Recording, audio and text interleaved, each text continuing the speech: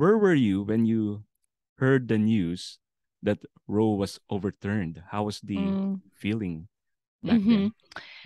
Yeah. So every year, I host a conference. Oh. It's called the Pro-Life Women's Conference, and it's, hundreds and hundreds of women that come together every year. And it's a really awesome weekend, and we learn from each other and network together. And so we didn't know exactly when the ruling was going to come down, but we had heard that it Mm. was going to be either that Friday or Monday. Mm. And so we knew the rulings came out at 10 a.m. So we were all on our phones. We were down Mm. together at the conference, just hitting refresh on our phones over and over again. And then finally it came out, and just, I mean, hundreds of pro-life women together, just screaming and hugging each Wow. other and crying. I couldn't imagine being anywhere else. It was such a powerful moment. I mean, Uh-huh. so many of us have been affected by abortion in different Mm. ways, whether it was those of us who had worked in the abortion industry or Mm. had abortions ourselves. There were many women there who were birth moms. Mm. They'd place children for adoption, or, I mean, just so many different ways that we had been impacted by Roe v. Wade. And so it was really powerful to all be there together. Nice. Were you at one time scared of the backlash by the pro-abortion side? Because I saw in the news that some Catholic churches were vandalized and there's supposed to be the summer of rage. Did that Yeah. materialize? Yeah. I mean, that really didn't, that really wasn't realized, and it really didn't Mm. come to fruition. I mean, there was a few, pregnancy centers that Mm. had some damage, but I have a really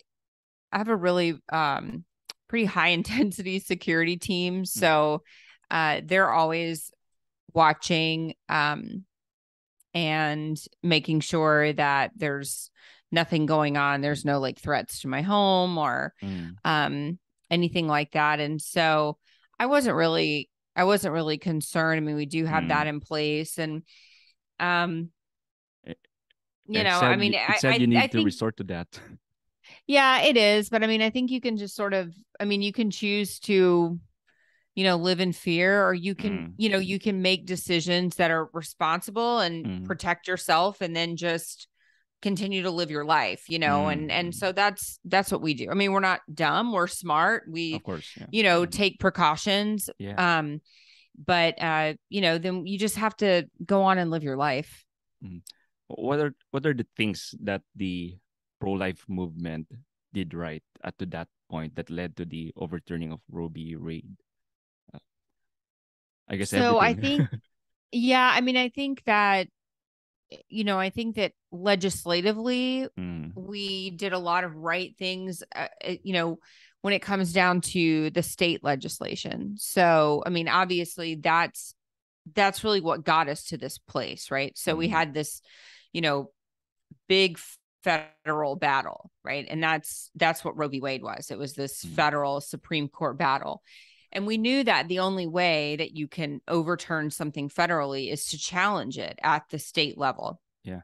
And so, the smart thing to do was to sort of chip away at abortion rights in a constitutional way Mm. until, you got to a point where you said, okay, our Supreme Court is now favorably pro-life, right? And Mm. so that's what we did. I Cool. mean, we just kept making life more and more difficult for the abortion Uh, industry. We uh, kept making it more and more difficult for them to kill babies. yes, yes.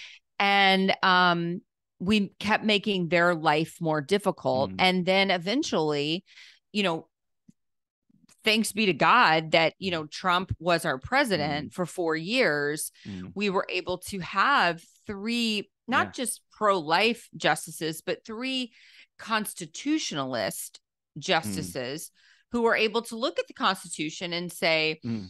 the United States Constitution does not allow a right to abortion, Mm. period. Mm. And so they were able to look at that because of good, proper state legislation that had been passed, and they were able to look at that and say, okay, now is the right time to pick up a case and overturn Roe. And I imagine you need to be proactive in there. You can't just sit around. You need to have the movements moving in all places. Because I mean, what I can't remember who said it. Maybe it was Clarence Thomas, or I don't remember who it was, but somebody said, a parked car is never barked at, right? And that's true. You have to be moving. You have to be always trying to move that ball forward. And that's what the pro-life movement was always doing. So, we were never just asleep saying, oh, poor us, Roe didn't go our way. And so now abortion's legal and there's nothing we can do about it. There were people praying out in front of abortion clinics, saving babies that way.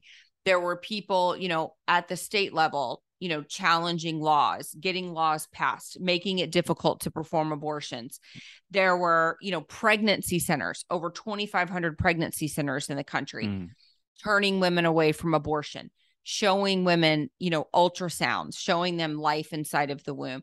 There were so many different ways that we were combating abortion, through advocacy, activism, prayer, being on the sidewalk, legislatively, so many different ways that we were moving. And it was hard to hit us, right? Because we were just like a constant, like moving target. And then eventually, you win. Yeah.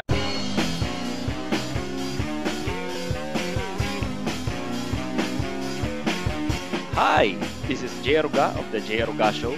If you like what you just saw, please consider subscribing and smash that like button. We'll need all of your help to take back the culture from this ideological colonization of the West. Thank you.